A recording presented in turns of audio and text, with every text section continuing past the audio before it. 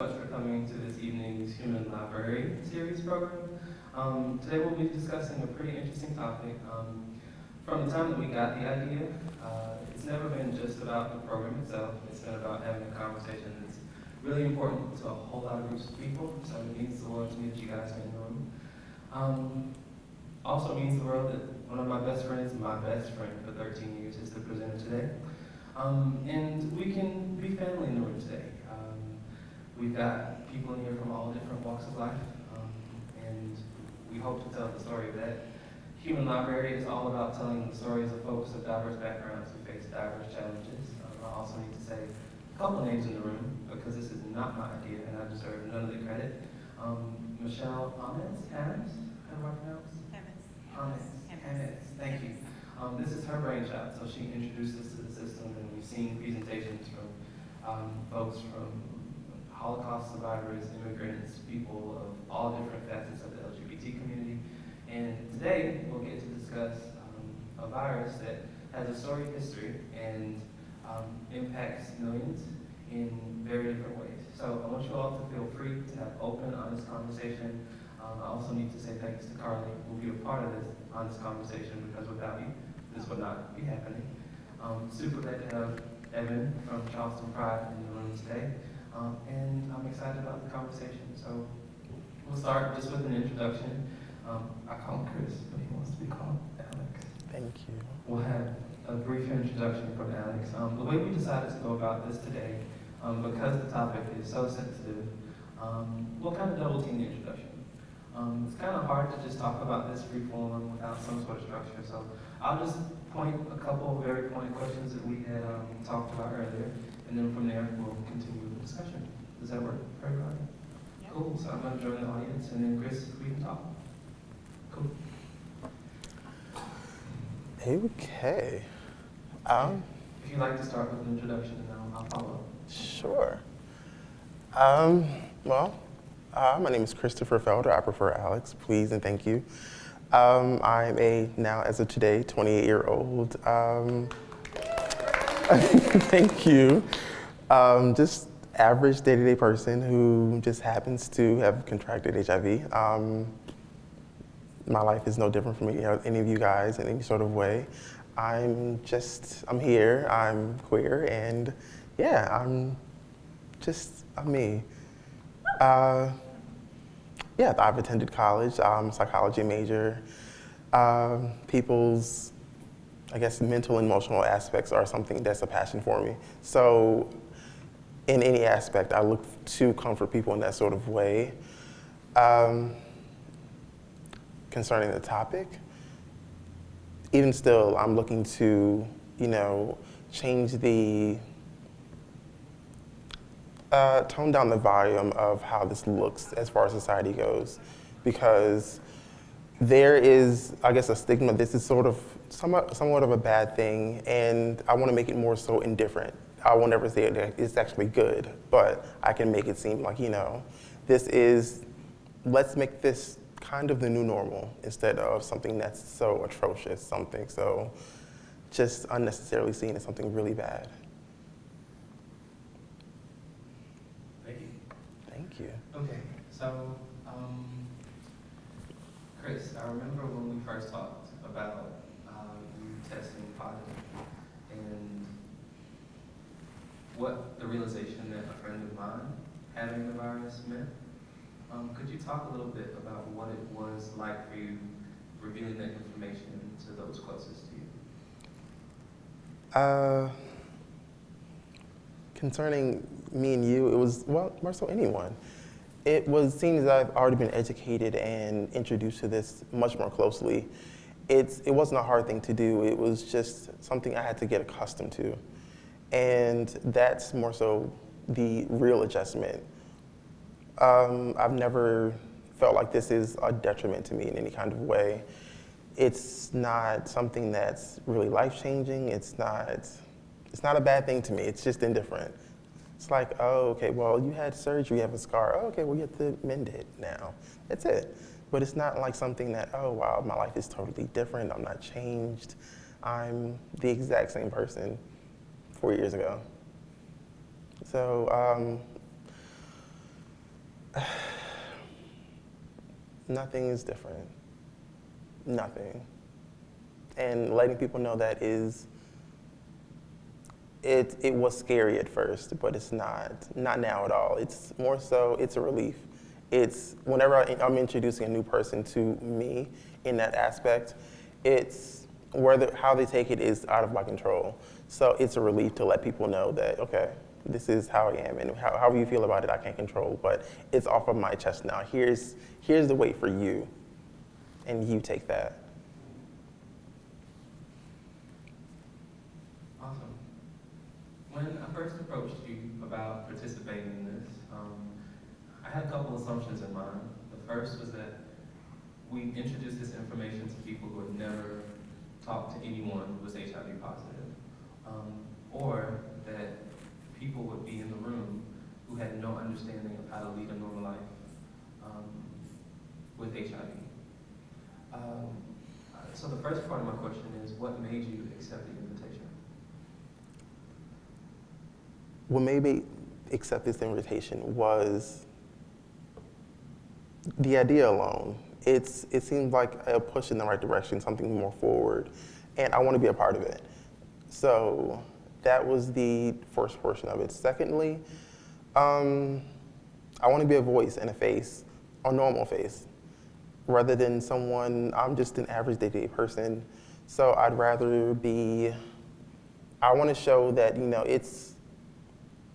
it hits home. If you know me or not, if you do, you don't, but this hits home in a much more personal way. So it's not something that, it has no face, no name, and I want to show that there is no,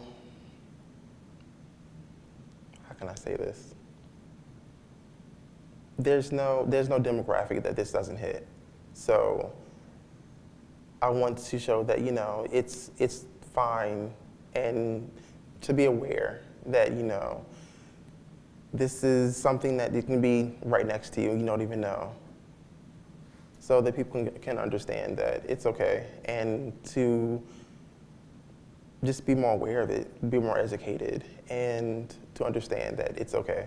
It's totally fine. And hopefully they'll come to an understanding, enlightenment, that this is where we are, this is the world we live in, and it's okay. This is just something else that we have to go through. That's all. The second part of the question was, there is a group of people who have real difficulty carrying indifference about the condition because they lived through the period where it was the norm for HIV to equal life loss. And so they carry forward that sort of belief and that sort of horror into current times. What would you say to an individual, like some of us know, who, when they hear the words HIV, they then think AIDS and I will lose this person? How would you comfort that thought? And if not comfort, address it? The way that I'm looking at the question, it seems like someone who's very much set in their ways, their mindset as far as this goes. So to comfort someone like that, it would be more so to give them facts. And that's what I would do. It's more so, it wouldn't be comforting and more so educating. And that's how you would handle that sort of individual. You have to let them know this isn't how it used to be. There's statistics, there's numbers, there's facts, there's improvements that have made leaps and bounds to let people know that this is not 1985 anymore. This is 2019, and the world has just come to a totally better place since then. We are in an entirely different place. And I'm living proof. I'm very healthy, very sane, that it is very much possible.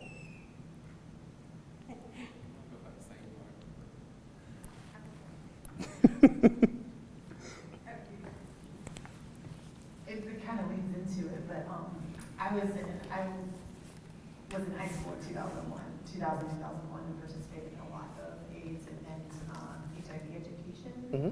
And so I've seen firsthand just how much us as a society has changed. Have you experienced that when you've, like, with the people you've shared your diagnosis with?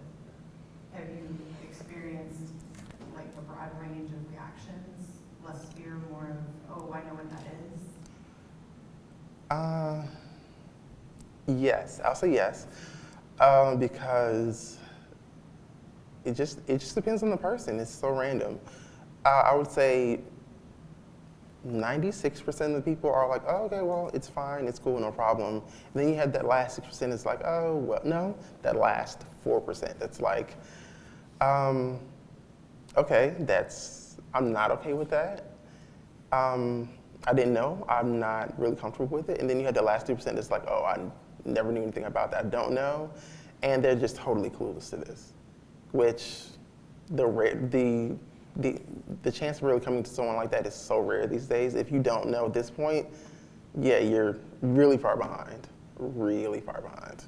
For sure. So where do you think we are in education efforts? Like, I mean, I felt lucky to be able to participate in education programs when I was in high school, and to be able to really understand the disease in the late 90s, but when it was still, people were still very afraid because of the medical, isn't where it is now, obviously.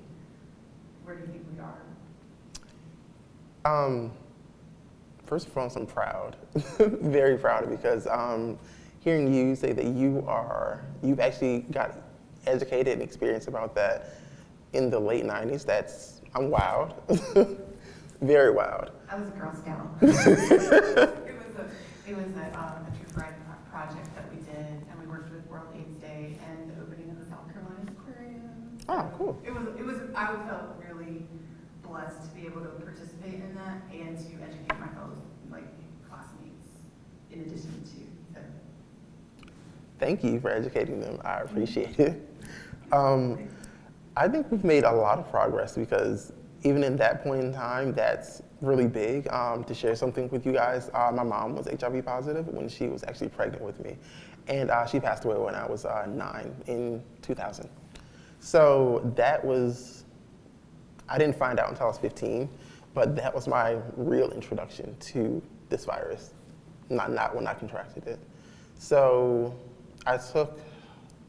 from that point, I began educating myself in practicing safe sex. I didn't have sex until I was 18, but just becoming more aware of everything there was to know about this so far, because I was totally in the dark about it. So from then to now, yeah, we've made leaps and bounds to even be able to have a comfortable social conversation about this, and it be something just, how can I say, decent, and it not be so. I don't get that this conversation today is. I don't know. There's no negative vibe about it. People are just open to learning. Hi. So speaking from a medical standpoint, everything, I'm also positive myself. Awesome. And not say awesome like that, but you know what I mean. It's my HIV for your anniversary today. So, but I know they're compatible to the 2-drug regimen and everything. Being someone that's also living with it, what's your standpoint on the 3-drug versus the 2-drug regimen? Okay. Quick question first. 3-drug regimen, you're taking 3 drugs a day? Well, no, like the 1 pill a day is 3 drugs in one. Oh. Versus say Odefsey, Complera, Pixar is 3 drug, and then versus the I can't pronounce it right. The Vado that Viva has is a 2-drug in one regimen. I honestly have not been really educated as far as the medical standpoint is concerned. I don't know of many drugs that are still the 2 regimen ones. Honestly, I don't. When I got this, I started on Triumec, and I just started Bixarvy January of this year, and so I didn't really look back that far as the medications go, because pharmacy isn't really my thing. And that's a lot of names to remember. So yeah, honestly, I can't say I'm the most versed as far as those are concerned. So I work for Palmetto Community Care. Hey. Yeah. And I asked that because what it is, the two drug regimen that they're doing the trials on right now is one, like the big target has a 17-hour lifespan and everything. You don't have to take it with a meal. And then the two drug regimen is you don't have to take it with a meal. It doesn't have to be scheduled. Like at a certain time during the day, you take it, and it doesn't have, it has side effects and everything, just like your normal other medications have. But it's a pill. It doesn't have that, like, the nauseous, few people get it, but it doesn't have like that huge, oh, I gotta eat right now. You know, because we do have, you know, there are people living with HIV that are homeless, you know, don't know when their next meal's coming and everything. So it kind of takes that away from it, because once you, like, the ones that are with the meal and everything, you have to have like 400 calories in you and everything to get the full effect of the medication. You know, if you haven't ate and you're taking your meds, you're only getting like a half of the medication's treatment. I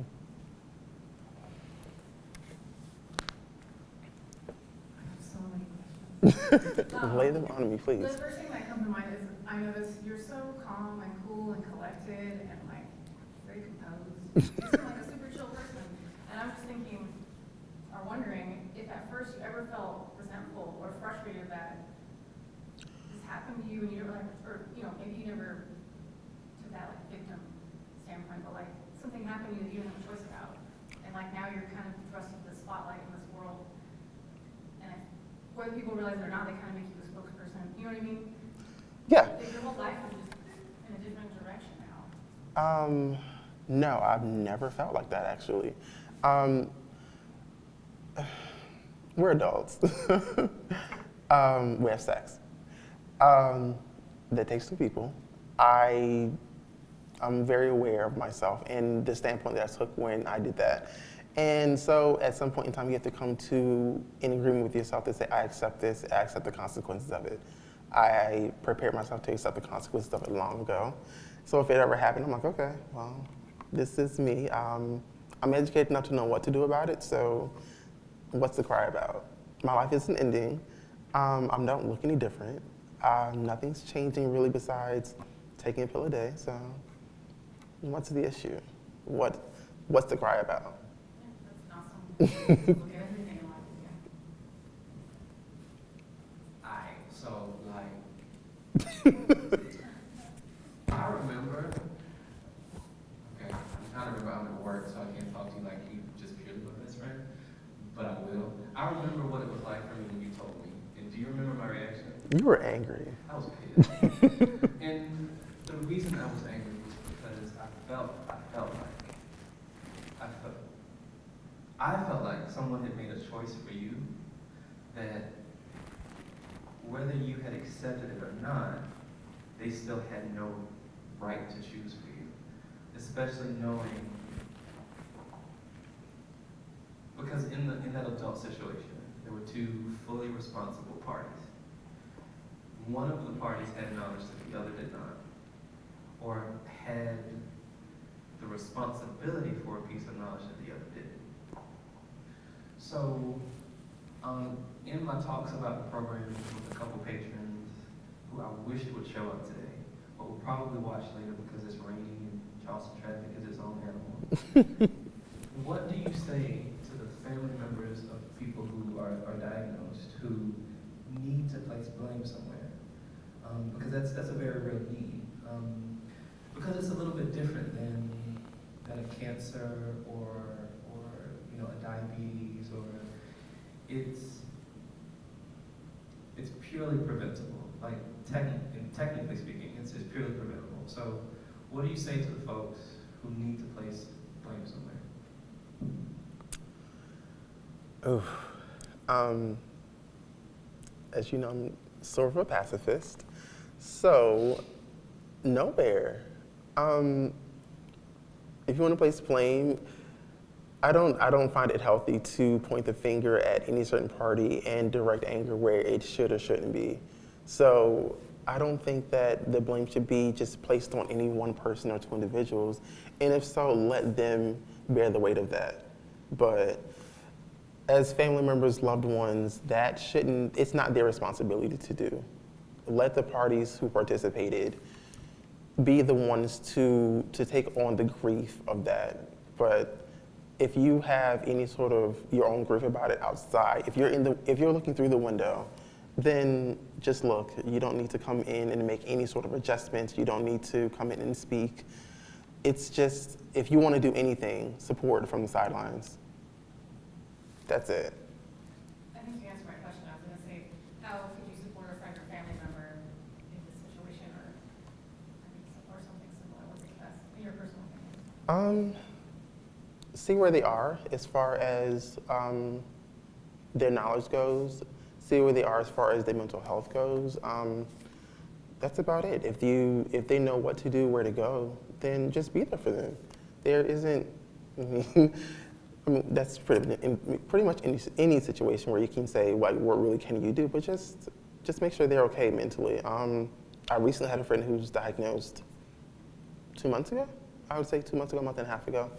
And I can only I can do is just make sure I'm here to answer any questions that he has, and just make sure he doesn't have a totally negative aspect as far as his future, the rest of his life. And it's sad to know that he does have some negative connotations as far as this virus goes. I was kind of saddened about it, but I can only just sit and be patient in hopes that he'll educate himself properly, because there is wrong information in the right places. So educate himself the right way and just make sure that he's taking care of himself. So if anything, if you want to do anything outside of speaking and checking on, make sure that they have a good health regimen, because some people get to a point where they get defeated, they get down, they get just depressed about it. And that's a very real situation in a lot of people. And so you make sure that they're in a place where they're looking forward to the rest of their life and not looking at it. They're not finding a dead end somewhere down the road. That is the point that you want to arrive with someone. So join them in their journey, and just make sure that you assure them that there is a long road ahead. Sure, you in the back. Can you talk a little bit about what being tested was like for you? Like, when some people picture being tested, they think they'll be stabbed with 15 needles. They think, like, they have a horror show in their minds, and then how what was testing like for you? Some people are scared. I'm scared to get tested. Why? Well, I had a really regular regimen of getting tested. I got tested every 6 months, like regularly, very strict about it. And after dealing with the person that I knew was positive, it became every 3 months. And testing is it should be a normal thing. This is why we should have more conversations like this, to show that, it is a normal thing. Just go get your finger pricked. At this point, it's free. It takes 10 minutes. You find out where you stand as far as your health is concerned. So it's nothing to be afraid of. It's nothing to not look forward to. I think I would look forward to going and just knowing where I stand. Like, for women, I would look forward to going and having a breast exam. If I were an older male, I would look forward to having a prostate exam, just to know where I stand. Males, not funny. Yeah, it's just, I would rather know than not know. So, yeah, do not be afraid to get tested. Testing is it's easy. Get it done. Like yesterday, not tomorrow, not next month. Don't wait, do it now. What testing method was used? They used the finger prick when I got tested. You want to know I found out, or just, when I found out. They just a finger prick, and then it came back as like a preliminary positive, and then so they sent it to the lab, and came back like a week later, positive. So, yeah. So you can, just to be assured, there is a second testing.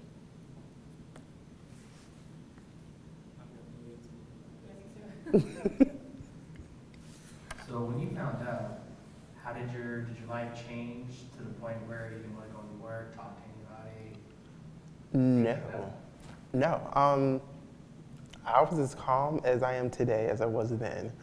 Again, I've been introduced to this much earlier. I actually volunteered for a clinic for men who have sex with men and just the LGBT community alike. So I did seminars, I volunteered, I tried to work there. I interviewed like 4 times, never got hired. But I was very versed in the knowledge of it all, so there was nothing to really be upset about. It's like, okay, well. He said, came back as positive. I'm like, okay, well, are you sure? Yeah. I mean, they were more upset than me about it. But I was like, okay, well. I actually had just kind of worked that morning because I was working 3rd shift. And I was like, crap, I'm like a few days late getting tested, so let me run over here now, even though I'm tired as crap.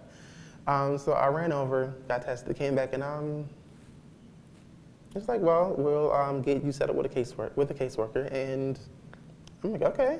They're like, are you okay? I'm like, yes, I'm fine. Are you okay? Because you seem quite flustered about it. I'm like, I'm fine. I went home and I went to bed, got some rest. So.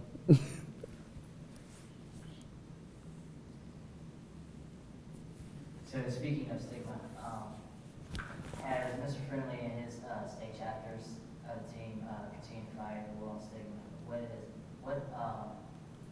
in the South, have you ran into versus like stigma-wise, the questions from people and how they treat you? I don't think I have. Again, nowadays people are much more accepting, so that the stigma about it is gone in my personal views. From my encounters, it is. So I've yet to run into someone who's just not there, who's not really versed on anything, or who has just a totally negative connotation about it. I don't want to run into that. I don't know how I handle that. What advice would you give for someone who living with HIV happens to run into that situation?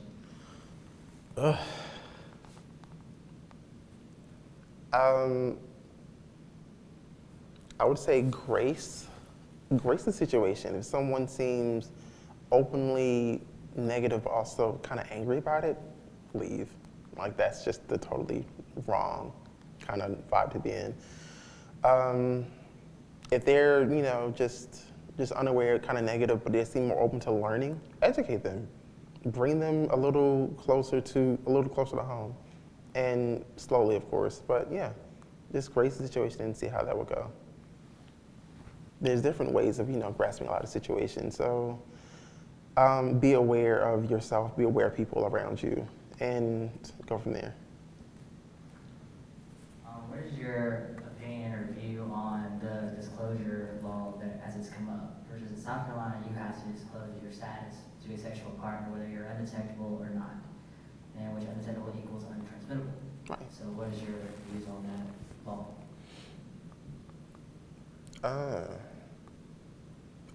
I'd support it, actually. It just sounds that's proper. That's what you should do. That's what everyone should do. Why not? Why wouldn't you? It's. Speaking of the fact that it's promote lies, like if say I'm undetectable and I don't tell somebody, I could go to jail for murder. Right. I wholly support that. And yeah, I actually didn't know that was the actual law, but yeah, I'm down for that. That should be the new norm. And hopefully everyone who is positive or undetectable will actually abide by that. So to touch base on that, is having a relationship difficult? Is it manageable? How would you tell people who are diagnosed newly? Relationships are okay. I'll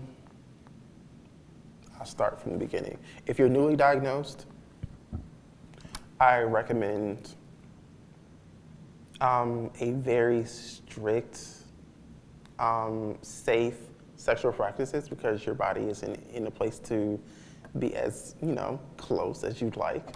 to your partner. When you become much more healthy, undetectable, you can experiment. But as far as, just normal intimate relationships go, the dynamic shouldn't change at all. Like, the only thing that should be of any concern is in the bedroom. Outside of it, there shouldn't be anything else. Like, that, it shouldn't change anything. Again, we've made leaps and bounds. We've arrived at just the most amazing places. So if you want to have kids, have kids. If you want to just, just have a wild time, have a wild time. But just make sure you're educated, make sure that you're protecting yourself, make sure you're protecting your partner. Know where you guys are so that you can, do what you'd like to do. I gotta play devil's advocate a little bit, and this is probably a question for the whole room. Part of my concern in planning the program was it's impossible to represent the full scope of experience with HIV, no matter how many people we put on the panel, no matter how many people we have in the room.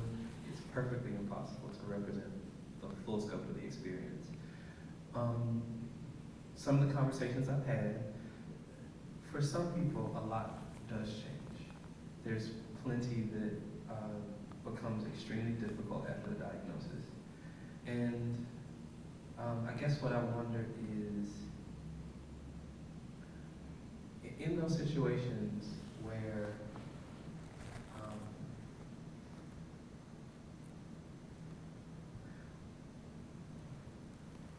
where the diagnosis represents a risk, where the diagnosis represents,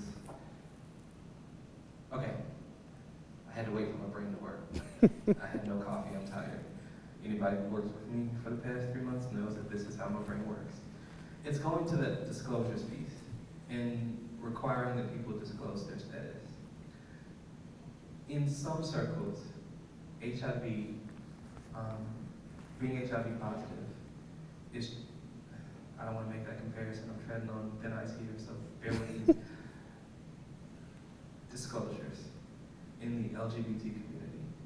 If we really think about what that means, whether it's disclosing that you're transgender, disclosing that you're HIV positive, disclosing that you're gay or bisexual, different people interpret that very differently. So the disclosure of being HIV positive to some people is cause for a violent act.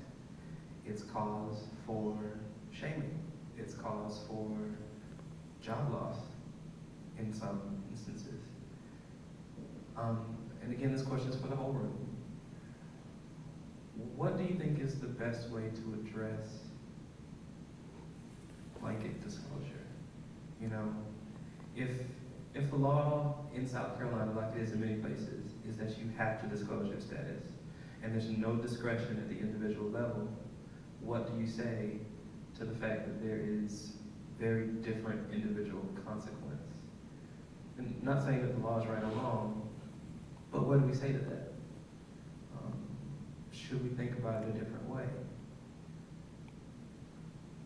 I think my answer to that would be to just discern who you choose to disclose that to in the first place. Read people, learn to know, get to know who you might have to disclose before you even have to disclose it to. If you feel like this person is going to take this and use it against you as a weapon, just take it into just a totally negative context, then that might not be something you need to disclose or delve into with said person. And that just be it. Like, there used to be, if everyone is in this net, you still have to kind of weed people out as far as who you give this to, because it's still kind of a precious thing. Like this, outside of how nonchalant I seem about it, it's still a touchy subject. It's still very fine-tuned. It's not something that is normal. So, yeah, you have to just know who you're giving this to.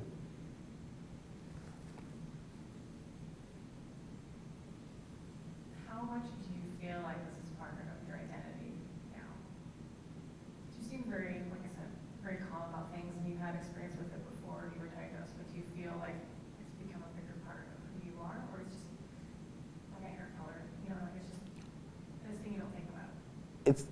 honestly something I don't think about. Even when I do take my medication, it's like, oh, I forgot to do that. It's one of those things that is in my life. It's not really a thing. It's only a thing when I have to disclose it to a new partner. And after that disclosure, it's like, okay, well, I forgot about it all over again. So it's nothing new. If I see an ad for HIV, it's not, I don't identify with the ad. It's like, oh, okay, well, that's that. But it doesn't have any real weight to me in my life because I don't feel any differently. I don't look any differently. I don't take it as something that's a real heavy identity, part of my identity in my life. That's all. It's there, but I don't have to hold it so close.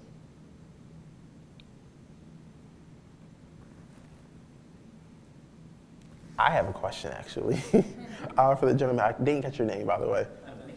What was that? Mickey. Can I ask that same question to you? Yeah, I'd love to hear your answer because I want to know, like, from someone else who's positive. Yeah. As far as has this affected how much of your identity does this take as far as you're concerned? Oh, well, so like with me, and everyone knows me, I'm very open about it. I'm also transgender, and I am the only female to male in the 3 states that I have lived in. It's Iowa, Illinois, and South Carolina that is positive. And so, and I'm a huge activist for the HIV community and the trans community. But it's an identity. I wasn't preventing myself from about it. I wasn't practicing safe sex. I was at a point in time I was real bad on cocaine. I'm one of my clean addict, and I've been positive for 4 years. So I wasn't doing anything to prevent myself from contracting HIV.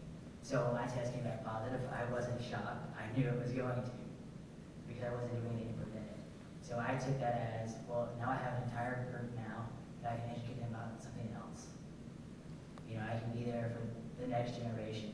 I can help us get to, know new cases.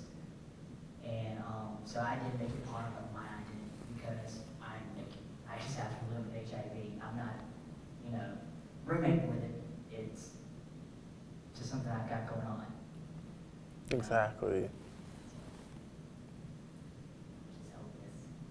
Just help this. Well,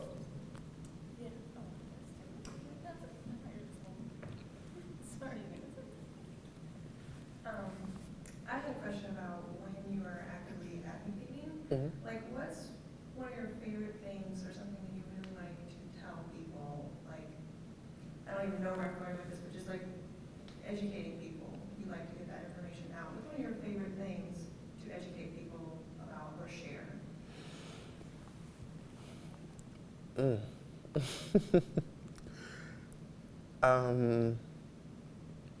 I don't think I have one because I don't feel like this is something that this isn't something that you go from the darkness to the light with. It's more like you come from the darkness, get to a gray area with. So there's no, I don't think there are like any happy points to share about it. You know what? I take that back. Erase what I just said. A good point to tell, my favorite part of telling people is that when you become positive and you get to a point of being undetectable, it's a relief. It's just a great place to arrive. It's not like anything really.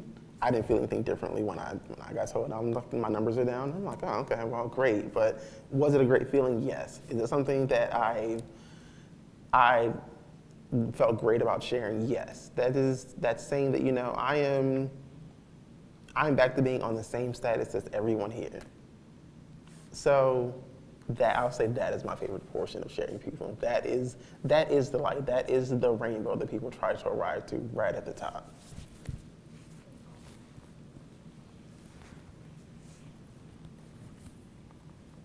So this question is for both Chris and Nikki.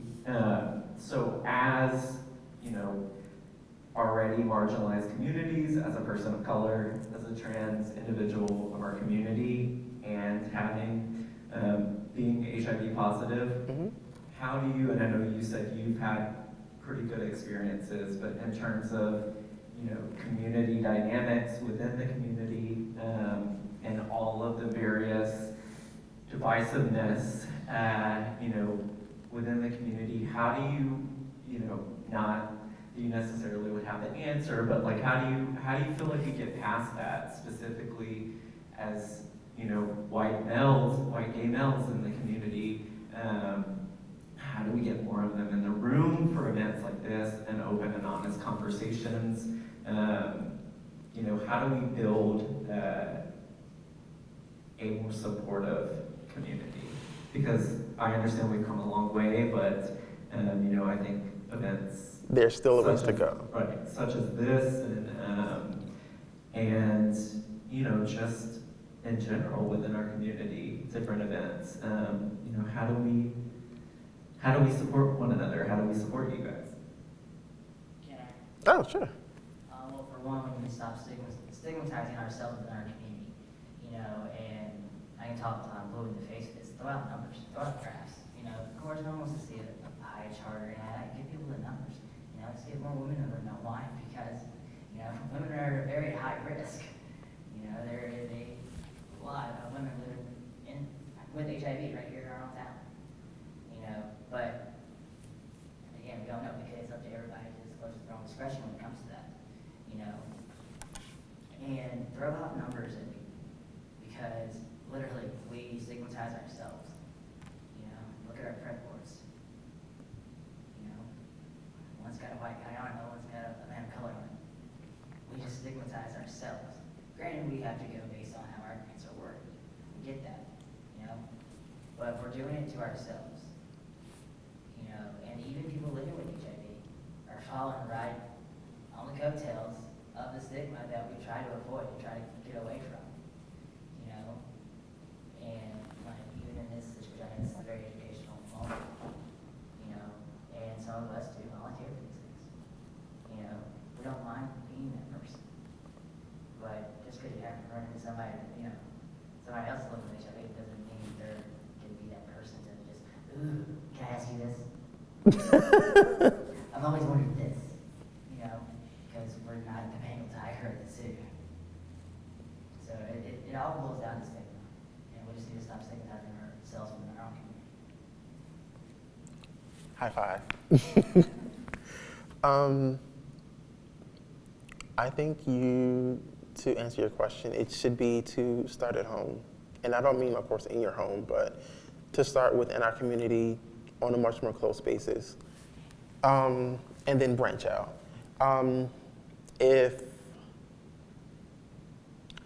If individuals within the Black community, the white community, the trans community could work with their own circles and educate and introduce them personally, and then we all come together and branch out, it would be much, much better as a community. But it's become something that people feel like they need to put in a box and under the bed instead of, just, you don't have to showcase it, but you can have it with you and it not be something so vile. Not to say, and again, I don't want to make this seem like that you should just wear this on your coattails all day, because you shouldn't. But if people can just introduce it more closer to home and normalize it within their own homes and let people know that it's okay, and then let people know outside of their communities, because our communities communicate. So when that happens, bridges are being built. And once those bridges are built, we're able to cross them. That is the point that I think we're on a track to bettering the community. So if the three of us, representing three different type of aspects of the community, could actually go home, let them know this is this, this and this, and this is where I am, and get on board with me. Let's go over to one of our towns. Hey, did you do this? Yeah, sure. And yeah, they're good about this. Hey, let's group up together and go to the next one.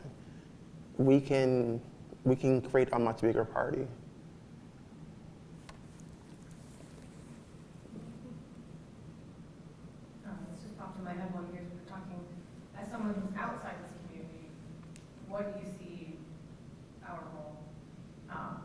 very much like a fixer or problem solver. So I always go to librarian mode. What can I do as an individual that's outside this community? So. The same goes. Take this home. Let them know. This is, try to some extent normalize it. Like, you know, this is where the world is. This is where we are. And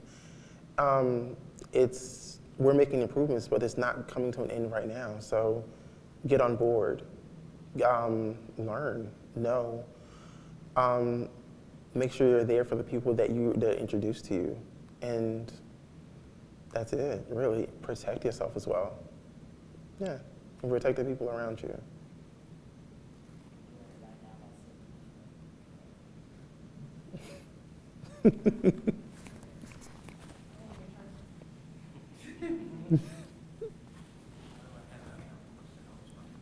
Oh my gosh.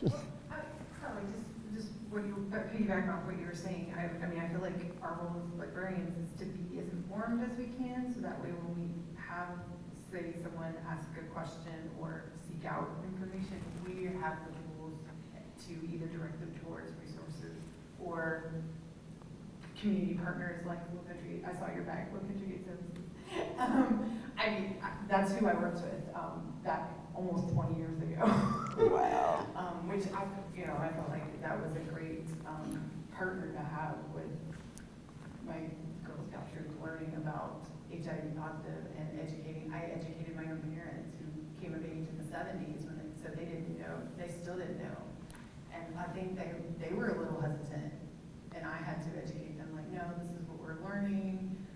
These are the resources that we have that are available now, and especially more and more as I've witnessed the medical science advancing, so that folks can live with HIV and not only live, be healthy.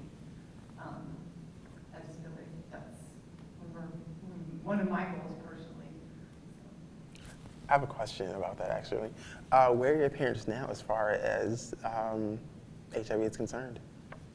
I mean, it doesn't touch anyone we, as my family, personally knows. I mean, I've known maybe one or two people who are positive, but I feel like they pay attention because I paid attention, and so I feel like they are more educated, especially now, just as we are as a society are more educated.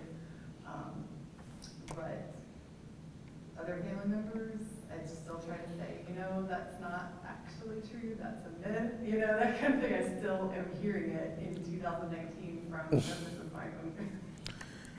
Well, and not just them, but others who have misconceptions on how they can contract HIV and, just different things like that. I feel like we're getting better, but like you said earlier, there's still more work to do. Yeah, and I mean, that's what I meant by, take this closer to home and educate the people around you. And that's how you build those bridges and they're able to branch out. I have a question kind of backing up to your story. You said that your mother had HIV as well and passed away, I believe, when you were 9. Yes. So how did that, I'm just wondering how that, impacted you kind of seeing back then, where we were with the disease and the loss of life that your mother experienced, and, then fast forward years when you were first diagnosed. So how did it, if at all, how did it affect you, having that experience early on in your childhood? I will say that is the only detriment I've ever had about HIV. That my mom passed away because of this. And me contracting this feels like, I'm her only child. And it feels like a legacy that I'm continuing. And that's the only detriment, the only disappointment I've ever felt about it. Everything else I'm fine with, but that's the only point that I've ever felt any negative connotation about. I don't want to make the same mistakes. Honestly, I don't even know the same mistakes. I don't know how she contracted it. My mom was blind from from 4 or 5 on until the end. And so I had a lot of questions at a very young age, and a lot of questions that I don't have answers to. So it's not a lot that I really know. And I don't have a lot of answers now about her in that situation and just a lot of things. So with the knowledge that I do have, it feels like I'm carrying something that I should have really just left buried with her. So that's the only thing I took from that.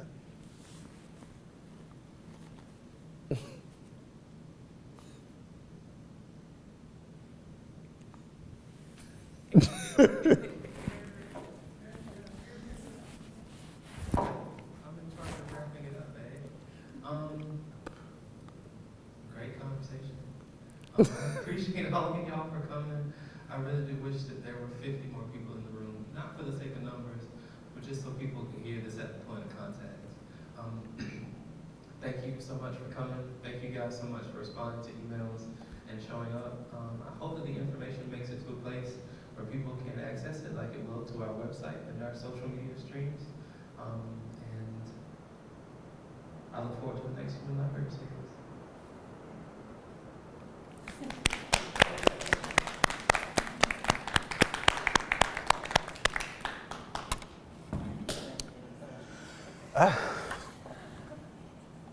That was fun.